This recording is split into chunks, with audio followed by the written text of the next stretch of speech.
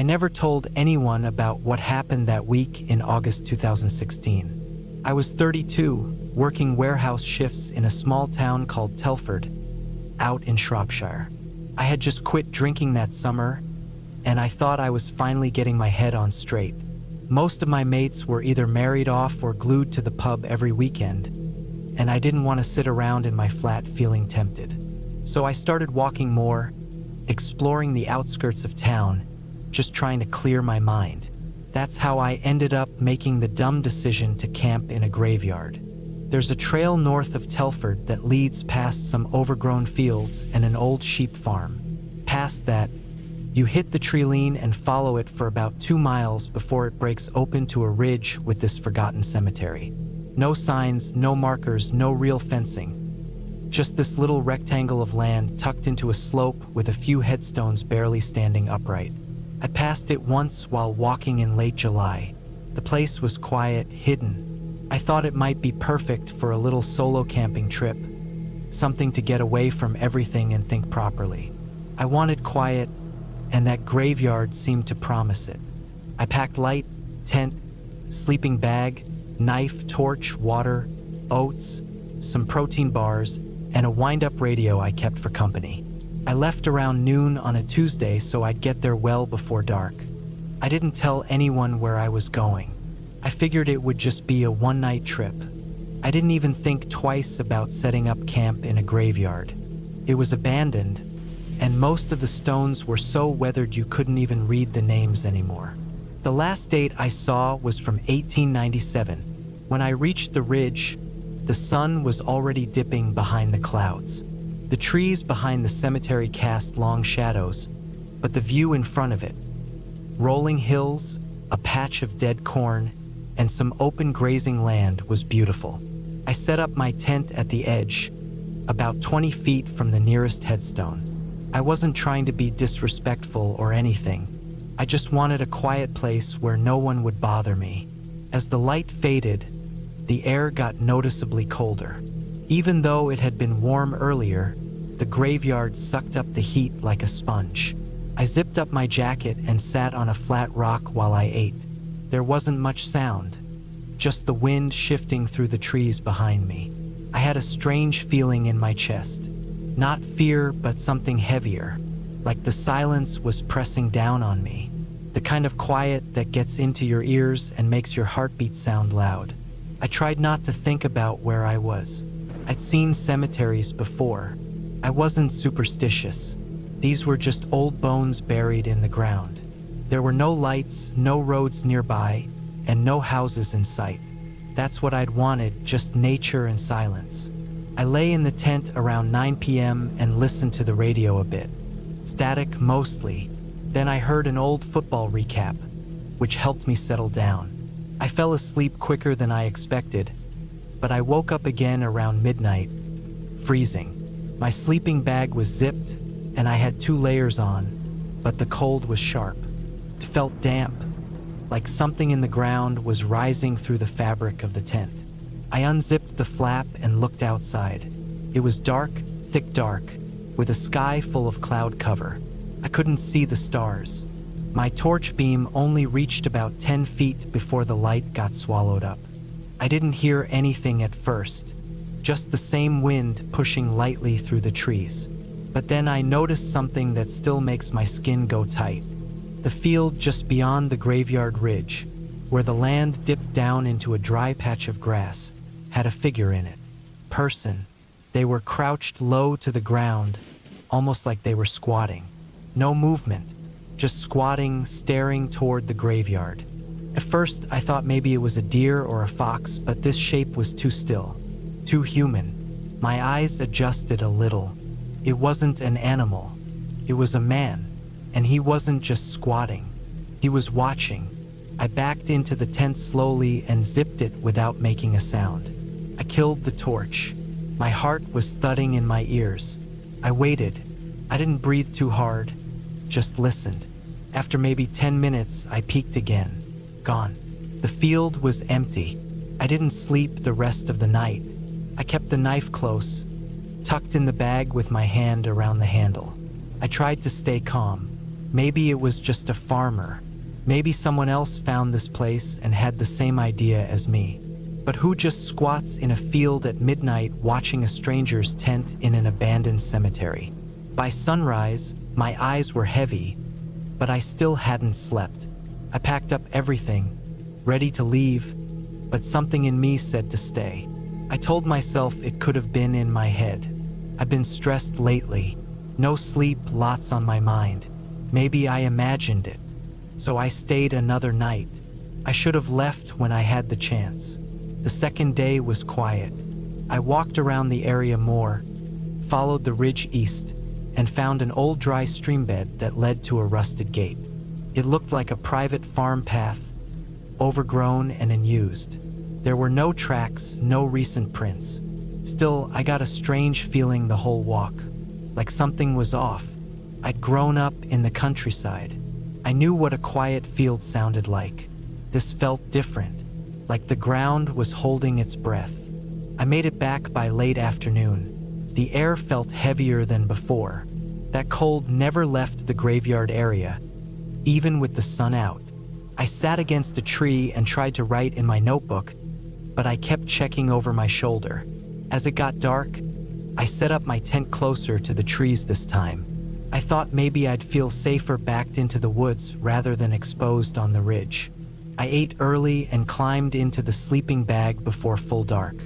At around 11 p.m., I heard the sound again. Not footsteps, not wind. Digging. I froze.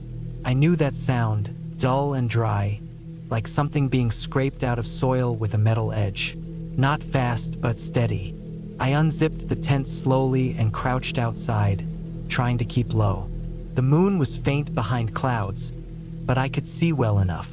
There was someone at one of the graves, near the middle of the cemetery, maybe 20 feet from the nearest stone. They were kneeling, back hunched, digging with what looked like a short shovel or even their hands. There was a small pile of dirt already. I don't know how long I crouched there watching. It didn't feel real. Who digs up a grave at night, in the middle of nowhere? I crept backwards into the trees and sat behind a thick trunk. I didn't want to run and make noise. I waited. After a while, the digging stopped. I didn't hear footsteps, just silence. I stayed hidden until morning. When I finally came out, I walked toward the grave they'd been digging. I expected to see a hole, but there was nothing, just dead grass, no fresh dirt, no sign anything had been moved. I walked the cemetery 3 times, still nothing. I packed my things and left right then. I told myself I'd never go back. I made it halfway down the trail before stopping to eat. My hands were shaking. I kept looking behind me. I wasn't even hungry, just needed something to do with my hands. I sat on a log and looked up the ridge one more time. There was something at the edge of the cemetery. A mirror, just a small square one, leaning up against a headstone. It hadn't been there before. I didn't go back up. When I got home, I didn't unpack. I took the knife and buried it in a drawer. That trip felt like something had followed me back.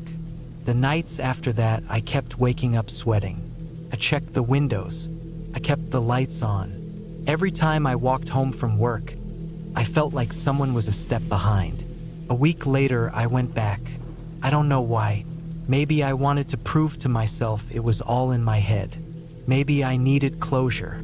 I took my car as far as the edge of the woods and walked up the trail. The cemetery was different. Someone had been clearing it. The weeds were flattened. The headstones were cleaned. A small path had been cut through the middle, and the grass looked like it had been trimmed. There were fresh tracks, boots, a shovel left leaning on the fence. I didn't stay long. I walked the whole perimeter once and then left. A few days after that, I saw a story in a local Facebook group. A missing man's body had been found in a shallow grave near Telford, not far from a dry streambed past a ridge. He'd been reported missing months earlier. They weren't sure who buried him. No suspects. No signs of a struggle, but the grave was new. I never told the police what I saw. I've thought about it almost every day since. I don't think I saw the killer. I think I saw someone else finding the body and digging it up. Maybe someone trying to hide it better. Or maybe someone who had nothing to do with it but had their own reasons to bury it again. All I know is this: whoever was crouching in that field, whoever was digging in the dark, they weren't surprised by me. They knew I was there. That mirror wasn't left by accident. That place wasn't just a forgotten graveyard. It was being used. Still is. And I think the only reason I made it out is because I left when I did. I haven't been back, and I never will.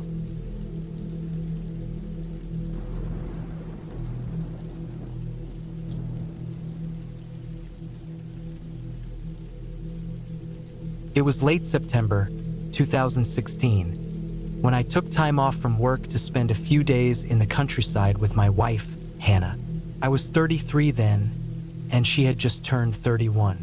We'd been married 5 years and had done a fair bit of camping together over the years.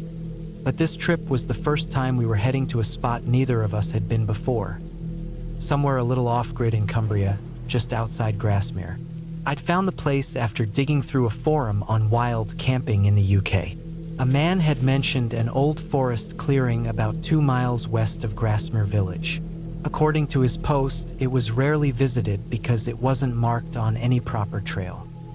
He said the trees opened up in a wide circle, hidden behind a low ridge, and the nearest building was an abandoned sheepfold nearly a mile away. It sounded perfect for what we wanted: quiet, isolation, and space to set up camp in peace. We drove up from Sheffield on a Friday morning. I had the back of the car packed with our tent, gear, supplies for 3 days, and a small cooler of food. The forecast said light showers were possible, but nothing serious. The plan was to hike in during daylight, pitch the tent in the clearing, and spend the weekend mostly relaxing, reading, cooking on the little gas stove, maybe hiking out a bit if the weather stayed dry. We parked the car at a gravel turnout near an old stone wall that bordered a sheep field. From there, we walked along a rough animal trail, following a line of pine and ash trees. It took about 40 minutes of uneven walking, the last part uphill, before we found the clearing. It was exactly like the forum post had described: a wide, circular opening surrounded on all sides by tall, dark pines. The ground inside was flat, soft with moss, and covered in thick pine needles. There were no paths leading in or out, just the break in the trees we came through. You couldn't see the clearing from outside unless you were nearly inside of it. That made it feel more hidden than I expected. We set up the tent near the western edge, where a large boulder sat like a natural windbreak. I cleared some pine cones and old twigs while Hannah laid out the ground sheet. The air had a damp, earthy smell, not unpleasant, just the scent of a deep forest with a storm somewhere far off. We spent the afternoon boiling water for tea, drying our socks in the sun while it lasted, and walking small loops around the clearing. There wasn't much wildlife: some crows overhead, a couple of deer tracks, and the occasional rustle of something small in the undergrowth. Around 6, the clouds thickened. By then, we'd eaten and zipped up the tent for the night. We lay in our sleeping bags reading under headlamps, and I remember the soft patter of rain starting just as I was nodding off. It was the kind of rain that doesn't seem like it's falling so much as drifting, light, but persistent. Not heavy enough to be loud, just a faint tapping on the fabric above us. Sometime after midnight, I woke up. It wasn't from the rain. It was something else. I couldn't tell what at first. Just a feeling. That kind of uncomfortable awareness when you're half asleep and realize you're listening for something. I lay still, eyes open in the dark, and felt the chill of the air inside the tent. It wasn't cold, just cool enough to notice it had dropped since we fell asleep. The rain had stopped, but I could hear something outside, very faint, not constant. It sounded like movement. I waited, trying not to breathe too loud. I glanced at Hannah beside me. She was turned away, bundled in her bag, breathing slow, still asleep. The sound outside came again. At first I thought it might be a deer, There are red deer in Cumbria, and the woods are full of small ones. But this didn't sound like hooves. It was softer, heavier, not 4 legs. It sounded like steps, but not approaching the tent. They were distant, maybe 30 or 40 feet away, and slow. Not a walk. 1 step, pause, then another. It wasn't circling us, just moving. I kept listening, straining my ears, and I realized it was on the other side of the clearing, somewhere past the trees. There was no light outside. No moon. Just dark forest and the faint dripping of rain from the pine branches. I unzipped the sleeping bag and slowly sat up. My boots were at the end of the tent. I reached for them but didn't put them on. Just listened. The footsteps stopped. I sat still for several minutes. My heartbeat was loud in my ears, but I didn't move. Then I heard something again, different this time. A scraping sound. Not metal. Wood on wood? Or maybe bark. Something being dragged slowly. I leaned forward and unzipped the tent just an inch. No flashlight. Just that little flap. There was no visibility. Nothing. I closed the flap again. Sat there, frozen. Then another sound, low, sharp, like a breath. Not an animal growl. Just a sharp exhale, short and close. I felt this wave of panic rise in my chest. Not terror, not yet. Just the realization that someone or something was out there, standing in the woods around our camp. And we were alone. I didn't wake Hannah. I don't know why. Maybe part of me still thought I was overreacting. Maybe it was a hunter or a hiker who got turned around. I lay back down but kept my boots in my hands. The rest of the night, I barely slept. When dawn broke, gray and wet, I unzipped the tent and stepped outside. The moss was slick underfoot, and mist clung low to the ground. I walked around the clearing slowly, checking the ground. There were marks, nothing clear, but something had pressed into the moss in a few places. Not boot prints, not deer, just compressed spots, maybe an inch deep, the shape hard to make out. I looked out past the trees where I'd heard the sounds. I saw nothing. I didn't say anything to Hannah that morning. I just said I hadn't slept well. We made tea, ate a cold breakfast, and spent the morning doing nothing much. By early afternoon, the sky had darkened again. The forecast hadn't mentioned anything serious, but around 3, the rain started heavy. We zipped up the tent and settled in. By 7, the tent was soaked. Not leaking, but damp all over. We made a quick dinner with the gas stove and tried to stay positive, even laughing at how our plan for a peaceful weekend was going. Then the thunder started. Low, rolling, far away. Hannah was getting drowsy around 9, so she lay back, and I stayed sitting, watching the tent walls shiver with wind and listening to the rain hammering the tarp. And then I heard it again. This time it was close. That same slow step. 1, then another. No rhythm. Just waiting, then moving again. It was outside the clearing. I didn't move. I just sat there, completely still, staring at the tent wall. The wind covered most other noises, but I could hear it when the gusts paused. A step, crunch, wait, another. It was coming closer. The hair on the back of my neck stood up. My hands were cold, and my mouth was dry. I didn't unzip the tent this time. I just waited. The steps stopped. The rain got louder again, washing over everything. For 10 minutes, maybe more, there was nothing. Then a snap. A branch. Close. I wanted to wake Hannah, but I still didn't. I kept waiting for it to go away. Then came the scrape. Same as the night before, dragging wood across bark or rock. It was right outside. I didn't breathe. I sat there, heart beating so hard it hurt. Then something brushed against the side of the tent. Just the faintest push, like a hand. It didn't press in, just grazed the fabric. I flinched but didn't make a sound. Then nothing. Absolute silence for the next hour. Eventually, I lay back, fully clothed, eyes wide open. Hannah stirred once, but I didn't say anything. I just listened. By morning, the rain had stopped again. We packed quickly. Neither of us spoke much. I told her I thought we should head back early. She didn't ask why. Maybe she felt it too. On the way out, I checked the trees near our tent. There were marks, fresh ones, long, deep scratches in the bark about 5 feet high. Not claw marks, not animal. Looked like they were made with a knife. 5 straight lines. We left.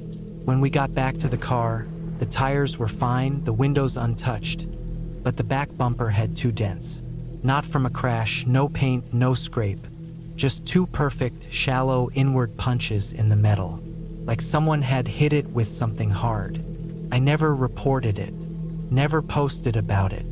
I never even went back to the forum. We still go camping sometimes, but never off-grid, never in hidden places. That night in the clearing, whatever it was, I still don't have an answer for it. But I know it was real, and I know we were being watched. And if we hadn't left that next morning, I don't think we'd have walked out.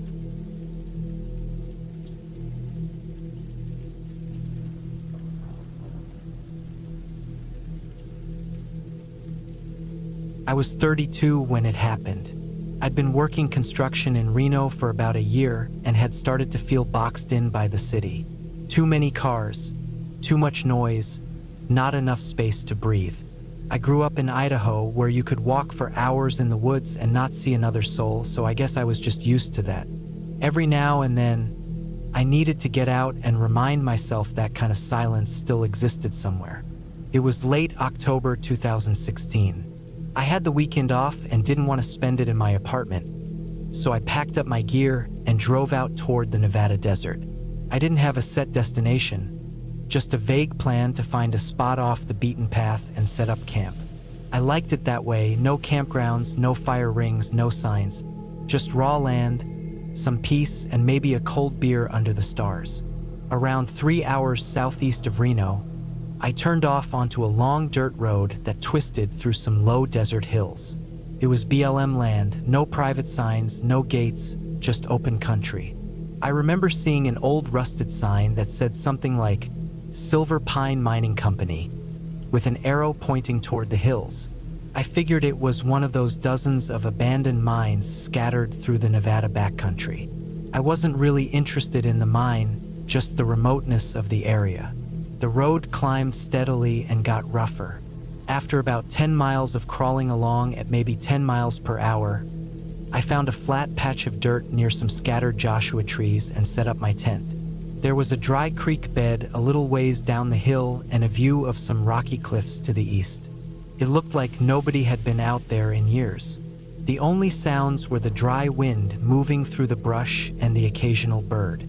I walked around a bit before dark, cracked a beer, and sat by my little propane stove while I cooked some sausages. I felt good. It was the kind of quiet that sinks into your bones. But when the sun dropped behind the hills and the cold came in fast, I started to feel watched. It wasn't anything I could explain, just that weird sense that something's off. At first, I thought maybe a coyote or mountain lion was in the area. I'd seen fresh tracks earlier, not human ones, just some prints I couldn't quite identify in the hard dirt. They weren't fresh enough to worry me, but still, I scanned the ridgelines as I ate. The desert at night plays tricks on you. You'll think you see shapes out there, but it's just rocks, shadows, the way your headlamp catches dust in the air. I told myself that and zipped up my tent when I went to sleep. I left my boots outside like I always do and kept my knife beside me inside the tent. I woke up at around 3 a.m. to a sound I couldn't place. Not an animal, not wind. It was a sharp clack, like a rock tapping against another rock. It wasn't close, maybe 100 feet out, but it came again. Then again. 3 sharp taps. Then silence. I sat up and unzipped the tent a few inches. The moon was bright and lit up the desert like a dim parking lot. I couldn't see anything moving. I thought maybe a rock slide, but it didn't sound natural. It sounded deliberate. After about 15 minutes, I went back to sleep, though I didn't sleep deeply. I woke up again at dawn. The light was gold and quiet and peaceful, but when I stepped out of the tent to put on my boots, I froze. My boots were gone. I searched all around the tent thinking maybe I'd kicked them off or an animal dragged them a few feet. Nothing. Not a trace. Just my socks, cold and covered in sand. I looked for tracks but couldn't find anything clear. The ground was packed hard. I felt uneasy but tried to think logically. Maybe I'd set them further away than I thought. Maybe I'd sleepwalked, but I've never done that in my life. I spent the morning barefoot, walking in slow circles around my site. I didn't see anyone. No vehicles, no trash, nothing human. That mine, the one the old sign pointed toward, was maybe a half-mile hike east. I figured I might as well check it out. My feet were raw, so I cut up an old shirt and tied pieces around them for makeshift sawls, then walked toward the cliffs. The trail was barely visible, just a faint indentation in the earth where the old road had been. When I got to the mine entrance, I saw the fence had long since fallen. The boards were sun-bleached and cracked. The entrance was a black hole in the side of the hill, wide enough to drive a truck into. There were broken timbers and rusted-out mining gear scattered around. A twisted metal cart, piles of rocks, a busted winch. I didn't go inside. I'm not an idiot. Old mines are death traps. The air inside them can kill you or the whole shaft can collapse. But I walked around the edge and found something that didn't sit right. Boot prints. They were fresher than anything else around, maybe a day or two old. Deep tread, probably from heavy work boots. But there was only one set. Not a trail, just a few prints near the mouth of the mine pointing inward. There were no tire marks, no other footprints, nothing showing where the person had come from or gone. Just that single pair of boot prints that stopped at the edge of the mine. And the size was wrong. They weren't normal.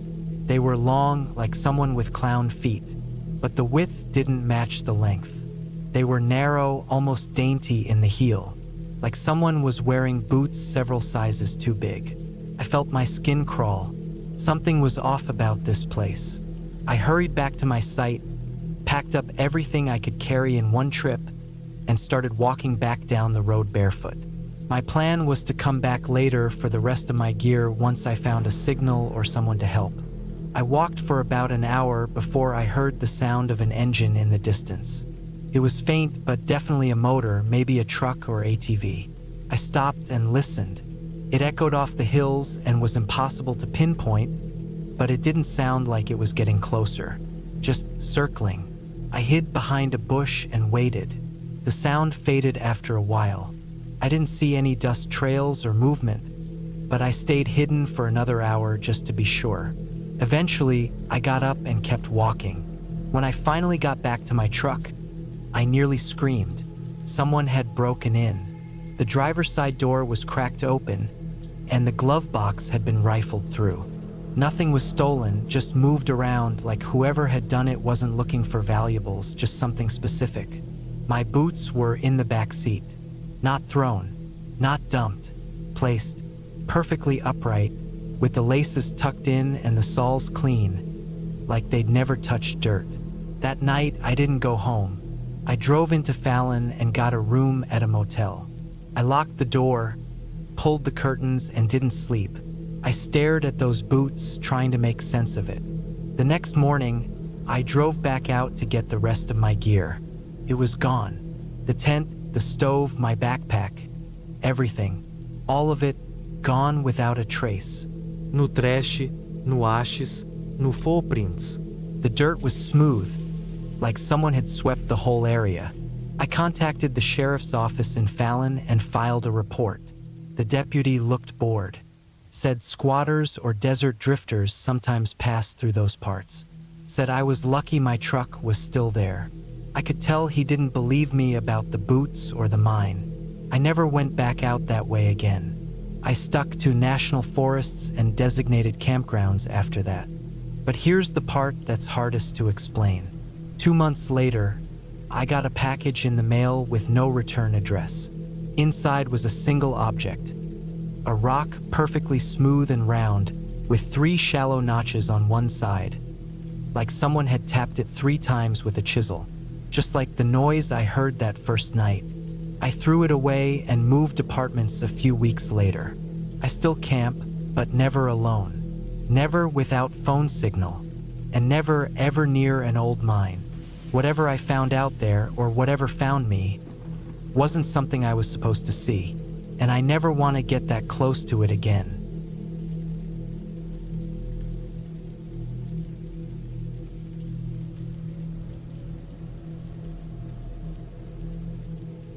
It was late October 2017 when I decided to take my dog, Rufus, on a camping trip. Rufus was a 6-year-old German Shepherd, lean and smart, the kind of dog that didn't bark unless it mattered. I was living in Richmond, Virginia at the time, working long hours in a warehouse, and I needed a break. Something about cold nights, firewood, and silence had always worked for me. I packed the truck with the basics: tent, sleeping bags, propane stove, canned food, water jugs, fire starter, and a first aid kit. I didn't plan on hiking long or doing anything extreme. I just wanted a spot to sit by the fire, sip coffee, and breathe without hearing a pallet jack beep or someone yelling about inventory. I'd looked over maps for hours the week before and settled on a spot just west of Staunton, Virginia. It was part of George Washington National Forest, but away from the trails most people use.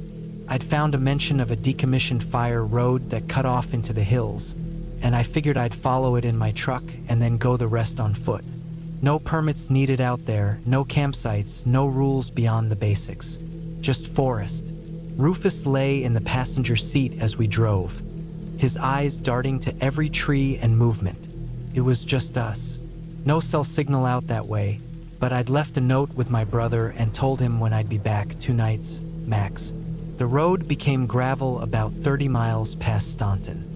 The trees grew thicker, the pavement ended, and the last house I saw was a rusted-out single-wide with tarps over the windows. I kept going. The fire road I'd marked on the map wasn't really a road anymore, just a rutted-out dirt path with deep tracks from some kind of off-road truck. I followed it until I couldn't anymore, parked, and walked. We hiked for maybe an hour and a half. The trees looked untouched. No wrappers, no beer cans, no old fire rings.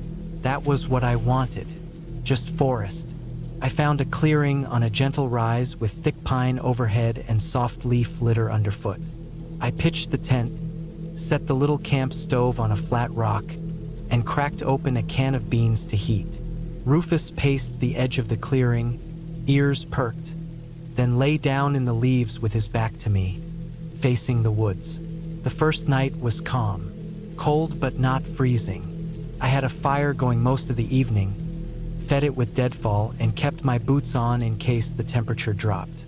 Rufus didn't move from his spot much, just shifted now and then and looked around. He was alert, but not anxious. That made me feel all right. I turned in early. The tent was barely big enough for the 2 of us, but Rufus curled up by my feet and didn't make a sound. I drifted off to the smell of pine and the distant creak of trees swaying. Sometime deep in the night, I woke up. It wasn't a sound that got me, it was Rufus. He was standing. I propped myself up on my elbow and saw him, rigid, facing the tent wall. No growling, no barking. Just that full-body tension he got when he saw something he didn't trust. I unzipped the sleeping bag slowly and listened. Nothing. No footsteps, no voices, no rustling. But Rufus didn't relax. I whispered his name without saying it, just a breath of air, and he turned his head halfway toward me but didn't look away from the wall. After about 10 minutes like that, he finally eased down onto his belly again, still awake. I stayed up a while watching him, then slipped back to sleep. The next morning, I chalked it up to deer. Maybe a coyote, maybe nothing. Rufus seemed normal again, trotted around the clearing, sniffed logs, even chased a squirrel a few feet before giving up. We hiked down toward a nearby stream that I'd seen on the topo map. It was about 2 miles off, but the woods were dense and there weren't any paths. I brought a small day pack and the rifle just in case. We reached the stream around noon. It was colder down there, shaded and narrow, the water black and quick. I filled up a couple water bottles with a filter and sat on a rock while Rufus drank. I looked around and noticed something odd about the opposite bank. It wasn't much, just a patch of ground that looked pressed flat, like someone had stood there a while, or squatted. There were boot prints. I couldn't see them clearly from where I was, but they weren't animal. Straight heel tutu. I stayed still. I scanned the woods but saw no movement. I told myself it was from a hunter, perfectly normal, but I'd been out here almost a day, and I hadn't seen a single piece of litter or sign of another person. Even animals were scarce, and those prints looked fresh, like within a few hours fresh. I whistled for Rufus and headed back. We reached the clearing around 3. I built up the firewood pile, made coffee, and sat on a log to rest. Rufus lay close to the tent now, more alert than usual, but not on edge, just watchful. I didn't want to spook myself, but I loaded the rifle before dark, just in case. The second night felt different. It got dark fast. Nomon. Cloud cover moved in. Even with the fire going, the woods looked blacker than they had the night before. I ate quick and stayed outside the tent longer, listening. Rufus didn't want to lay down. He stood facing the same direction for most of the night, southwest, the way we'd come back from the stream. Around 10, I heard it. Not a twig snap, not an animal crashing through brush. It was softer, deliberate, like someone was stepping carefully over leaves. Rufus moved before I did. He didn't bark, didn't growl. He just stepped away from the fire and stood at the edge of the clearing. I grabbed the rifle, stood up, and waited. Nothing. I held my breath. I swear I didn't blink for a full minute. Then it stopped. No footsteps. No movement. But it had been there. I know what deer sound like. I know what wind in branches sounds like. This was different. It was paced. Human. I didn't sleep that night. I sat up by the fire with Rufus. Every time I dozed, a rustle or crack would bring me back. And around 2, I smelled something. Smoke. Not from my fire. Mine had burned low. This was faint, and it wasn't from inside the clearing. It smelled like someone else's fire. Distant. Dry wood, not pine. Maybe a quarter mile off. I woke Rufus fully, clipped his leash to my belt, and crouched low. We didn't go far, just a few yards into the trees. I turned slowly, trying to catch the direction of the smoke. Then I saw it. An orange flicker through the trees, far off, too far to see who was there, but close enough to know someone else was camping nearby, or squatting. I backed off, eased back to camp, and didn't sleep at all. At dawn, I broke down camp fast. I didn't eat, just packed and left. I had my rifle slung and Rufus on his leash. We didn't talk. We didn't pause. We moved. It was quiet for the first mile. Then, just past the spot where I'd filled water the day before, I found something on the ground that made me stop cold. It was a can. A green bean can. Same brand I'd eaten the night before, but I hadn't left one behind. I packed out every bit of trash. This one was open, drained, and set upright in the middle of a bare patch of dirt, like it was placed there, and next to it prints. Same boot tread I'd seen across the stream. Deeper now, closer, not running prints, not careless, just walking, calm. I moved faster. Rufus stayed close, not pulling ahead. The forest felt too quiet now. Even birds were gone. We reached the truck just before noon, and that should have been the end. I should have driven off and gone home. But something was wrong. On the back windshield, in the layer of dry dust, was a single line drawn with a finger. It wasn't words, just a long, curving shape, like someone had pressed a hand there then drawn their arm down slowly. No one should have known where I was. I'd taken no roads, parked off the trail, hiked with a map, not GPS. No one but my brother even knew I was out that way. I opened the truck door slowly and looked inside. Nothing was taken. Nothing was moved. The glove box was still locked. But I noticed something that hadn't been there before. A strip of cloth, tucked under the windshield wiper. Dirty, faded green, like an old bandana. I didn't touch it. I backed up, got in, and drove. I didn't stop until I reached the edge of Staunton and got signal. I called my brother, told him I was fine, told him I was headed home early. I didn't tell him anything else.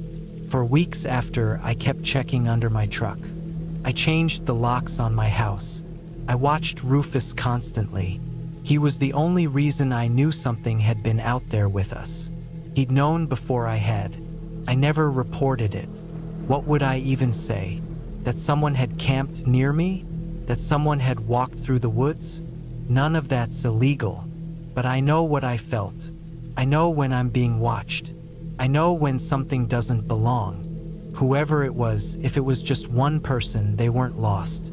They weren't camping. They were waiting, watching. I haven't camped alone since, and I never go anywhere without Rufus.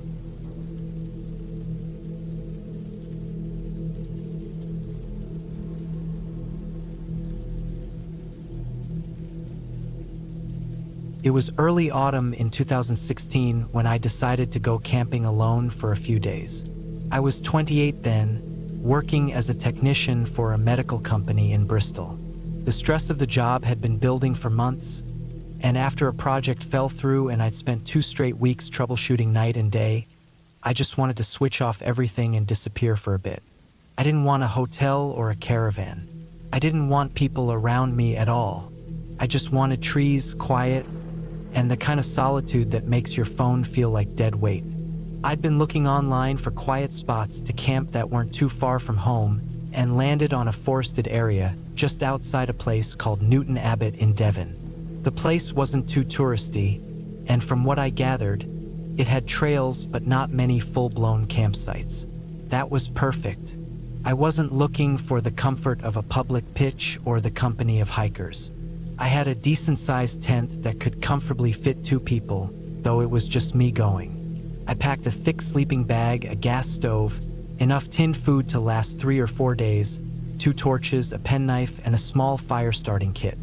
I also had an old military-style backpack that I'd used on hikes before, and I spent the better part of a day fitting everything into it neatly. I took 2 bottles of water but also packed purification tablets in case I needed more. I parked my car at the edge of a small gravel road near the tree line. The car park was barely that, just a patch of open dirt where a few logging vehicles must have turned around a few times. There were no other cars when I arrived, which gave me a sense of peace. I locked up, shouldered my pack, and started walking along a narrow track that eventually disappeared into dense woodland. I walked for maybe 2 hours, taking slow, deliberate steps. The forest was beautiful. Everything smelled of wet leaves, pine, and damp earth. Trees were thick and close together, which gave everything a kind of muffled hush. There were birds calling, some rustling in the underbrush now and then, but otherwise the kind of quiet that doesn't exist in cities. I eventually found a small clearing that looked perfect, about 20 feet across, mostly flat, surrounded by thick trees on all sides, and no obvious sign of recent use. No cigarette butts, no ashes, no chopped wood. It felt like a place no one had touched in a long while. I set up my tent just as the light started to dim. Early autumn days weren't too short, but in the forest, the sun disappeared quicker than you'd expect. That first night was uneventful. I cooked up a tin of beans, read from a paperback I'd brought, and lay in my sleeping bag listening to the quiet. I was nervous at first. I think it's normal when you camp alone. Every twig snap feels bigger, but I've always liked that feeling too. The hyper-awareness, the way your ears seem to pick up everything. The second day, I spent most of the time exploring nearby. I took my pack and left a small strip of orange cloth tied to a branch near my tent so I wouldn't lose my bearings. I didn't go far, just walked through trees, climbed over some fallen logs, followed a deer trail for a while, and sat beside a narrow stream for over an hour doing nothing. It was one of the most peaceful days I'd had in a long time. That night, though, something changed. I was just starting to doze off inside my tent. It must have been a little past 11. I had the fire out by then and my torch switched off. I'd eaten, cleaned up, and zipped myself in for the night. It had been raining lightly earlier, so the sounds of dripping leaves and soft wind were still going when I first heard the noise.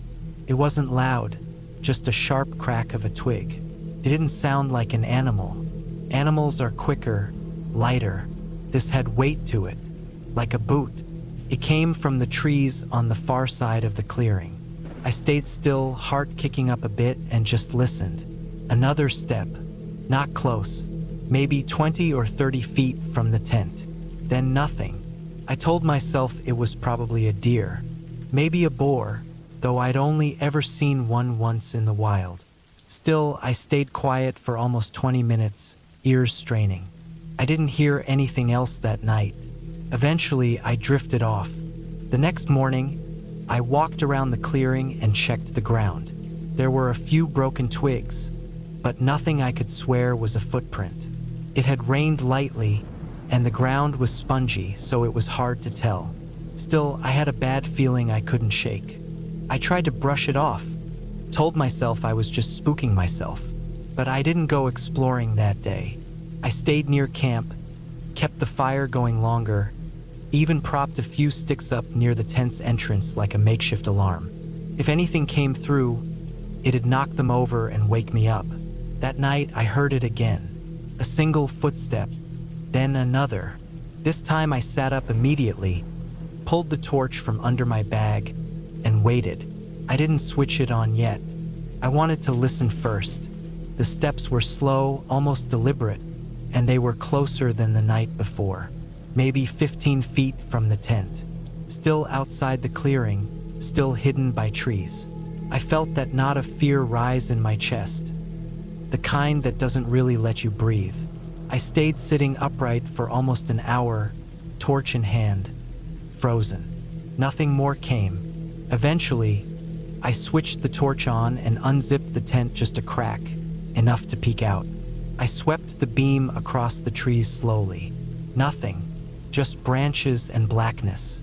But just as I moved the light to the left, I caught something. A shape, a man. He was standing perfectly still between two thick trees.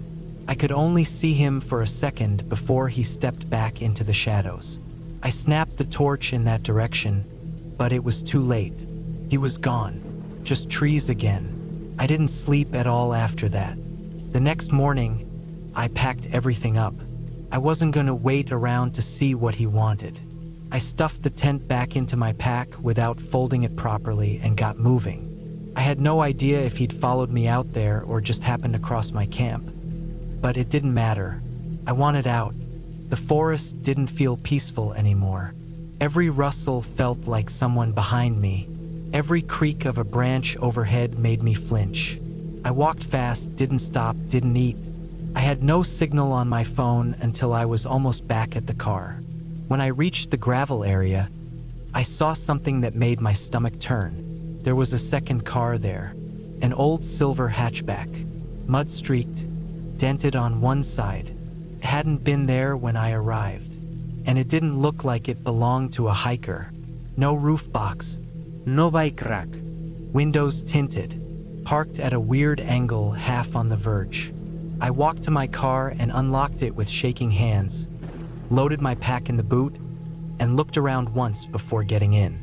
I didn't see anyone, but as I started the engine, I noticed something in my side mirror, a figure at the edge of the trees. He was just standing there, barely visible in the shadows, watching. I didn't hesitate. I backed up fast, turned around, and sped off down the gravel path, kicking up dust behind me.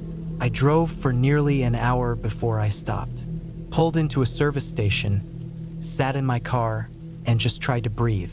My hands were shaking. I didn't go to the police.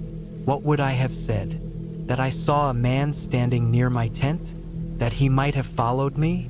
I had no evidence, no plate number, no name, just a feeling, but it was a strong one. Back home, I didn't talk about it. I threw the tent in the attic and didn't go camping again for over a year. When I did, it was always in public sites with other people around. I never went back to Newton Abbot. 3 months after that trip, I was reading a news article online. It was buried down the page, one of those small local reports. A man's body had been found in a forest near Newton Abbot. Hiker discovered it. No foul play suspected, but the man had no ID, no belongings except for a set of keys and a crumpled photo in his pocket.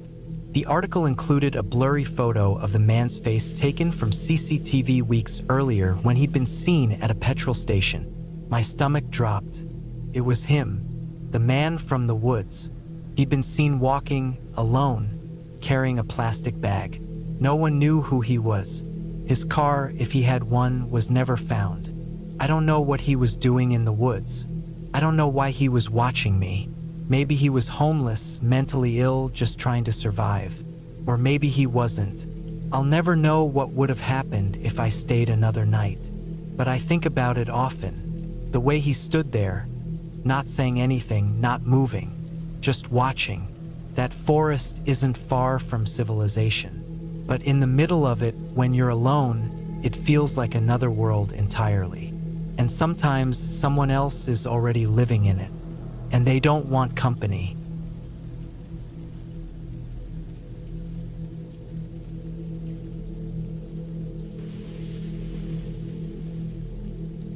I was 37 when I decided I needed a break. Work had been eating me alive, and I'd just come off back-to-back deadlines, most of which bled into my evenings and weekends. I hadn't taken any real time off in almost 2 years. My friends kept telling me to go on a vacation, maybe somewhere tropical, but I didn't want a resort. I didn't want room service, packed beaches, or little umbrella drinks. I wanted silence. I wanted to sit still in a place with no notifications, no alarms, no people. So I packed up my gear and drove to a place I'd only heard about once. An old state park in northern Michigan, not far from the Canadian border. It wasn't a famous spot. I didn't even find it on Google Maps at first. I read about it in a random comment thread on a hiking forum. One guy mentioned it briefly and said it was a good place to go missing for a few days. He was talking about disconnecting from the world, but looking back, that phrasing hits differently now. The park was called White Ash Ridge. No official campground, no maintained trails, just an old dirt road that wound off the highway and ended near a lake. The whole place was surrounded by woods that looked untouched since the 60s. I liked the idea of being off-grid, really off-grid, and this seemed perfect. I printed out a paper map. Cell signal was going to be useless out there, and I left on a Thursday morning. It was mid-September. The trees had just started changing color, and the air was cool in the mornings and warm in the afternoons. I had a 4-day plan. Hike in on Thursday, set up camp near the edge of the lake, read, fish, write in my notebook. No phone, no laptop, just me and the woods. Hike out Sunday. The drive took most of the day. The last hour was slow going on a narrow dirt road that twisted up and down through thick trees and brush. I didn't see another car the whole way.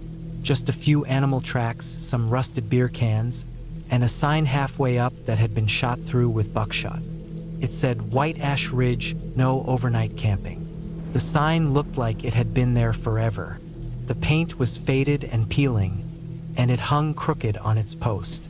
I should have turned around then, but I told myself it was outdated. Probably nobody checked it anymore.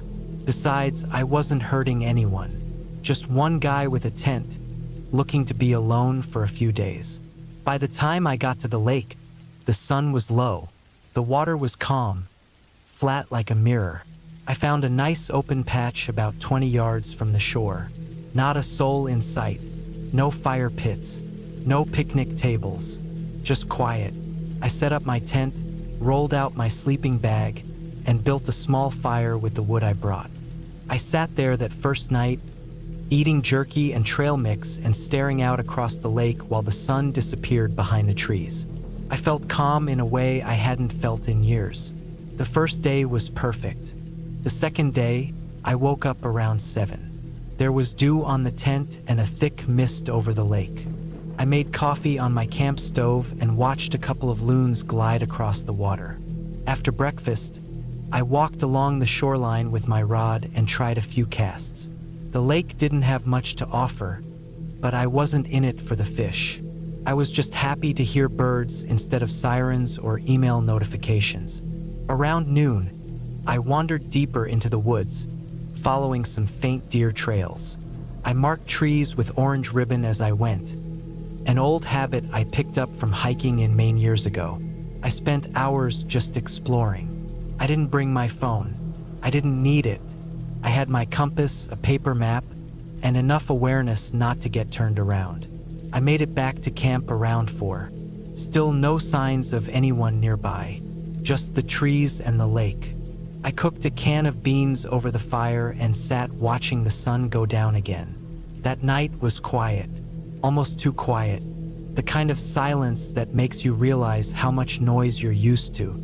No distant cars, no planes overhead, just the wind and the occasional creak of the trees.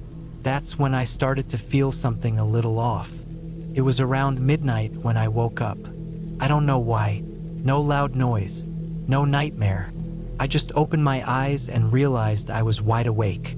I stayed still for a minute, listening. The woods were dead silent. Not even a cricket, not a single leaf rustling. Then I heard the sound. It was faint, coming from the trees across the clearing, maybe 30 yards away. It wasn't an animal. I've spent enough time outdoors to know what a raccoon or a deer sounds like. This was different. It was slow, heavy, footsteps, not stomping but not light either, like someone trying to move quietly but not caring too much if they were heard. I sat up in my sleeping bag, my heart thumping. I couldn't see anything through the tent walls, but I knew something was out there. I grabbed the small hatchet I kept next to my pack and unzipped the tent slowly. I didn't step out. I just sat and looked. Nothing. The fire had burned down to embers. The moon was bright enough to light up the edge of the clearing, but not enough to see deep into the woods. I waited. 5 minutes. 10. The footsteps were gone. I told myself it had to be a deer. A bear, maybe, though they usually made more noise. Either way, it was gone now. I didn't sleep much after that. The next morning, I found nothing. No prints, no broken branches. Whatever it was had moved on, but I couldn't shake the feeling. I kept glancing over my shoulder. Every rustle in the leaves made me flinch. I told myself I was just being paranoid. Too many horror movies growing up. Still, I packed my gear tighter, kept my knife on me even when I went to wash up near the lake. I spent most of that third day just sitting by the fire. I didn't go hiking again. I just didn't feel like getting too far from my tent. The woods felt different. Not hostile, just watched. I couldn't explain it, but the peaceful feeling I'd had the first day was gone, replaced by something else. Like I was being tolerated, not welcomed. That night, I stayed up late by the fire, just in case. I had the hatchet across my lap, my flashlight next to me. I didn't want to go in the tent until I was too tired to keep my eyes open. It was just after 1 in the morning when I heard it again. Not footsteps this time, a scraping sound. Slow, steady, like something being dragged through leaves. It came from the left, not far from where the woods started. I froze, every part of me locked in place. The scraping stopped, then a crunch, a footstep clear as day, then another. I clicked on the flashlight and pointed it toward the sound. Nothing, just trees, shadows. I stood up slowly, the fire crackling behind me. I took a step toward the edge of the camp, the light shaking in my hand. Still nothing. I stayed out there another hour, pacing in circles, waiting for something to move.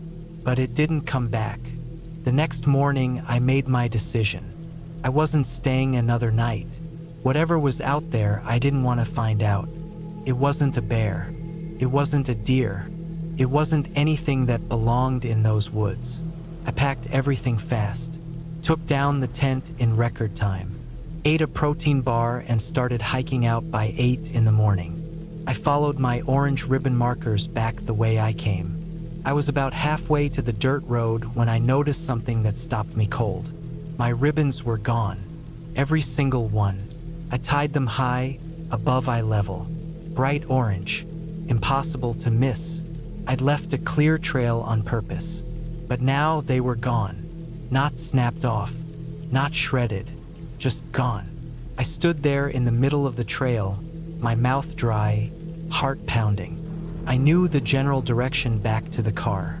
I had my compass, but I hadn't memorized every turn. I wasn't lost, not yet, but the feeling hit me like a punch in the stomach.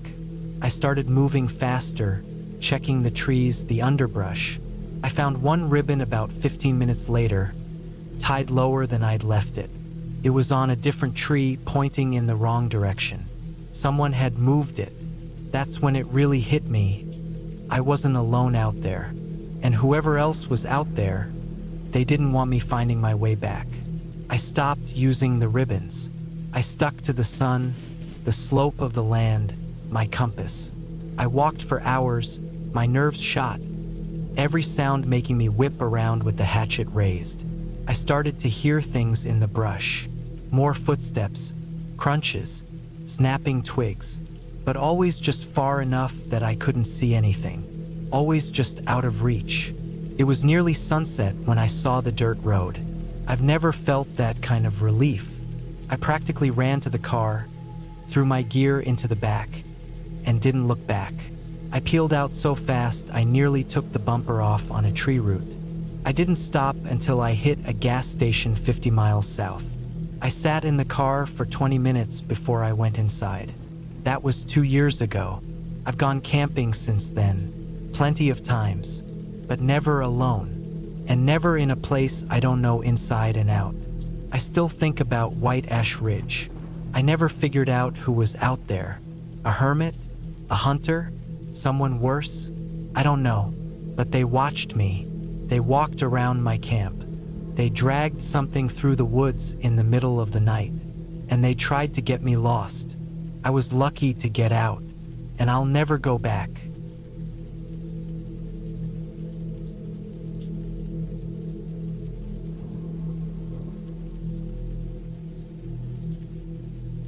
It was the summer of 2016 when I took a trip up to the northern part of Minnesota.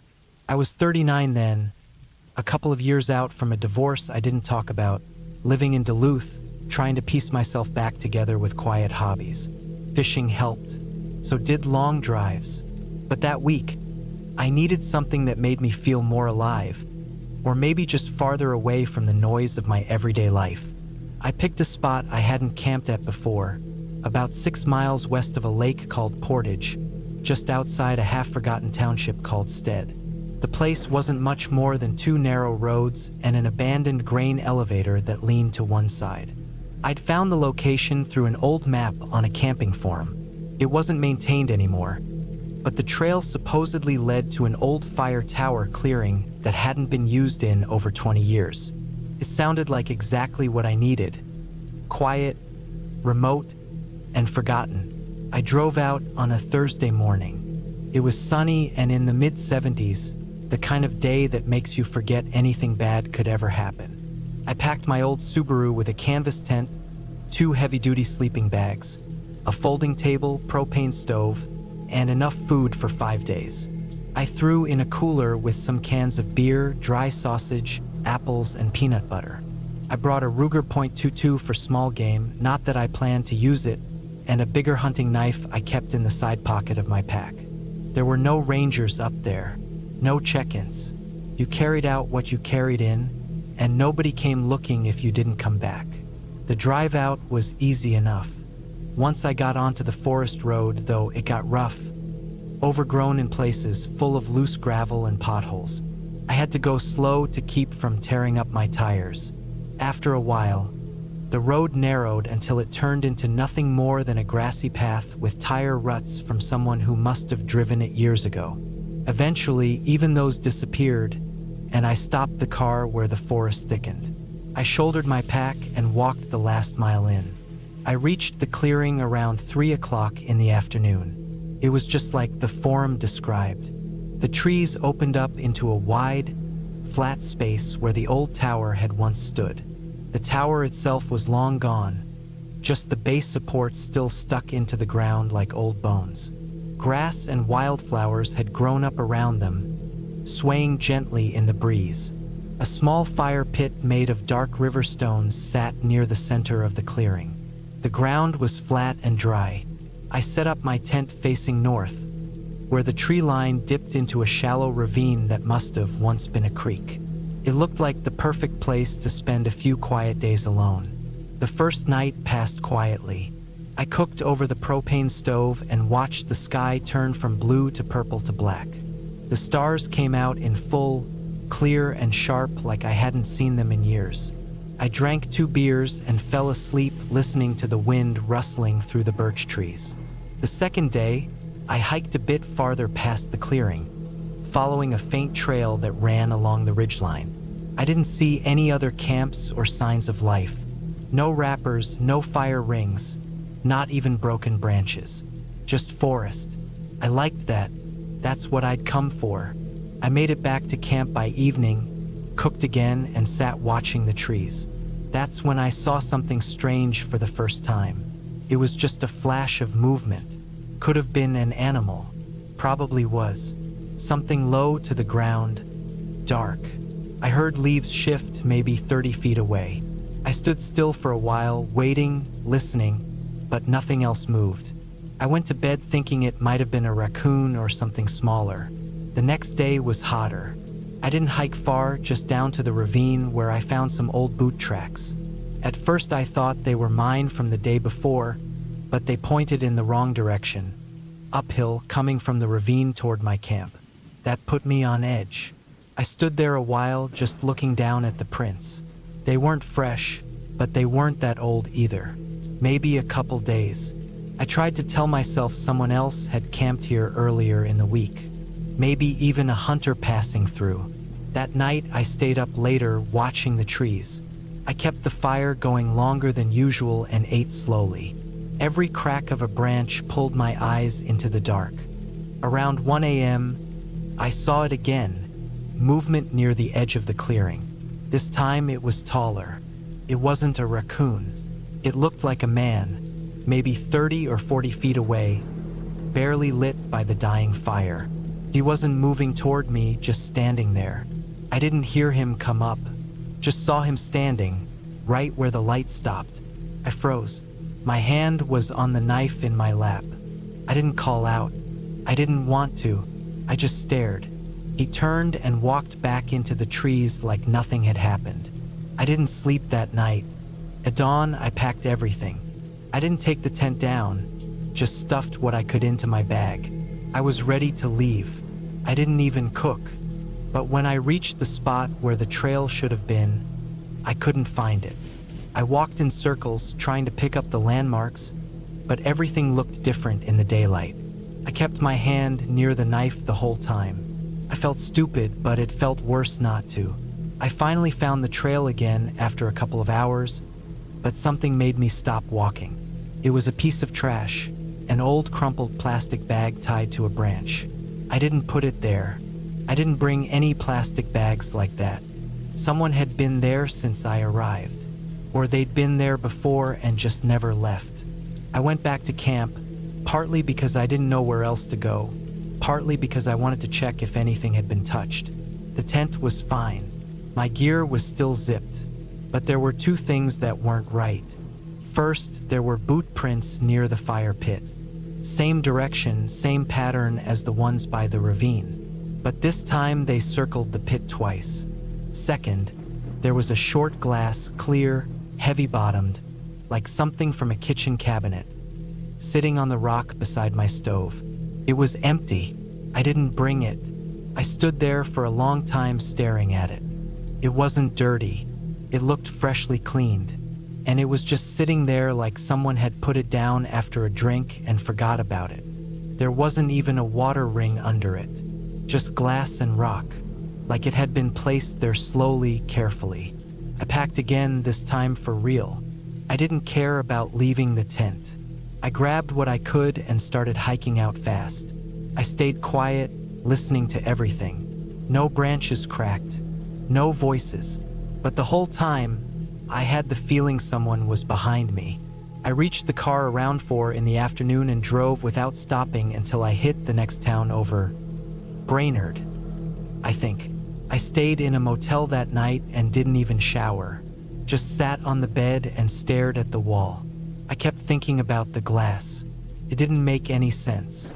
A few days later, after I was back home, I checked the camping forum again. I wanted to see if anyone had mentioned that clearing lately, but the post was gone. The user who'd uploaded the map had deleted their account. I tried calling the township office for Stead. They didn't pick up. I tried again the next week, and a woman answered. She said there hadn't been an official trail out that way since 2004, and that they'd stopped patrolling the area altogether because it wasn't safe. Too many old wells, too many wild animals. I didn't mention the man or the glass. I didn't want to sound crazy.